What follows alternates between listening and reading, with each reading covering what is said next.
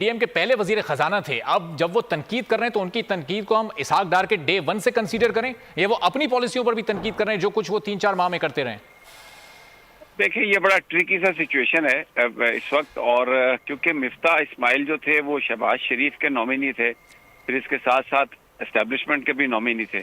तो अभी इसहाक डार साहब आ गए हैं और मिफ्ता की जो गुफ्तगू है उनके साथ आप शायद खकान अब्बासी भी बैठे हुए नजर आ रहे हैं।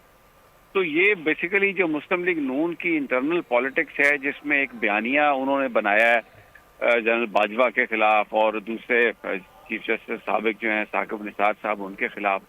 तो अब उसके तनाजुर में अगर आप देखेंगे तो आपको हर चीज की समझ आ जाएगी कि किसको क्लीन चिट दे रहे हैं, किसको क्लीन चिट नहीं दे रहे और किस तरीके से मामला को आगे लेकर जा रहे हैं।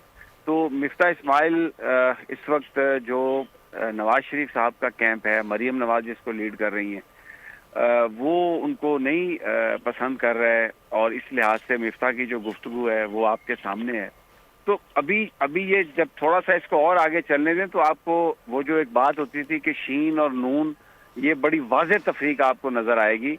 और और कई पीटीआई के लोग भी ये प्रेडिक्ट करते रहे कि जैसे ही इलेक्शंस के दिन आएंगे नजदीक तो ये जो इंटरनल ग्रुपिंग है ये सामने आएगी और अभी जो फिर पीपल्स पार्टी की तरफ से जो बयानबाजी आएगी वो भी आप देखेंगे बड़ी हैरान कुन होगी। जी अच्छा, तो समीर साहब, जाहिर है कि अब इस वक्त तो नून का पलड़ा बड़ा भारी नजर आ रहा है। जब मरियम नवाज को नॉमिनेट कर दिया गया है, वो आने वाली हैं, सारे मामला वो संभालेंगी, तो अब मिफ्ता इस्माइल और फिर इनके कैंप के जो कुछ लोग जो परेशान है इस वक्त पार्टी में, उनका क्या मुस्तकबिल है? कि आने वाले दिनों में मिफ्ता में पीपल्स पार्टी या पाकिस्तान तहरीक इंसाफ को ज्वाइन करते नजर आएंगे?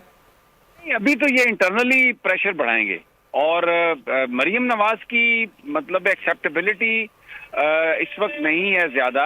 वर्कर्स लेवल पे तो होगी, लेकिन मरियम ने जो परफॉर्मेंस दी कश्मीर के इलेक्शन में, गिलगित बल्तिस्तान के इलेक्शन में, और फिर वो जो एक मामला था जो ज़िमनी इंतखाब हुए पंजाब में भी, तो उनमें उनकी कोई परफॉर्मेंस नहीं थी। लेकिन एक जो चीज उन्होंने अच्छे तरीके से की वो थी कि एस्टेब्लिशमेंट को बुरा भला कहा, उसको लीड किया। फिर आज भी आपने देखा जावेद लतीफ ने भी प्रेस कॉन्फ्रेंस की। तो अभी मरियम के जिम्मे जो काम है वो बेसिकली वो बयानिया एक देने की कोशिश करेंगे कि अब किसी तरीके से एस्टेब्लिशमेंट के साथ कोई झगड़ा इस तरह का हो कि नून लीग की जब गवर्नमेंट अभी गिरेगी, ये पीडीएम की गवर्नमेंट, तो ये कहा जाए कि क्योंकि हमने ये बयान दिए थे इसलिए हमें निकाल दिया गया, क्योंकि हम तो फौज के खिलाफ हैं। दर हकीकत जो इन्होंने महंगाई की है पिछले 8-9 महीने में, जो वादे किए थे इन्होंने एस्टेब्लिशमेंट से कि हम डॉलर को इधर ले आएंगे, इकोनॉमी को ठीक कर लेंगे, अब वो सारा फ्रॉड साबित हो गया। ये टोटली एक फेलियर है इसहाक डार का, नवाज शरीफ का, मरियम नवाज का। और अब वो नवाज शरीफ साहब फिर दोबारा वही बयानियां बनाने की कोशिश कर रहे हैं। तो जो पार्टी के अंदर कुछ लोग हैं जो कहते हैं कि माजी में भी आपने अपनी सियासत के लिए गाली दी फौज को और उसका नतीजा क्या निकला, तो अब आप ये मत दें।